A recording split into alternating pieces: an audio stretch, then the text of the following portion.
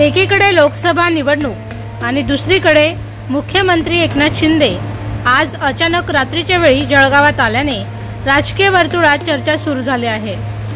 जळगाव शहरातील एका हॉटेलला तब्बल 25 मिनिटे मुख्यमंत्री एकनाथ शिंदे हे सोबत गिरीश महाजन व मुक्ताईनगरचे आमदार चंद्रकांत पाटील यांच्यात बैठक झाली। मंत्री गिरीश महाजन यांच्याकडून जळगाव व रावेर या दोन्ही लोकसभा मतदारसंघातील माहिती जाणून घेतली। हॉटेलात तब्बल 25 मिनिटे बंद दरवाजा आड मंत्री गिरीश महाजन, आमदार चंद्रकांत पाटील व मुख्यमंत्री एकनाथ शिंदे यांच्यात नेमकी काय चर्चा झाली हे मात्र गुलदस्त्यात आहे।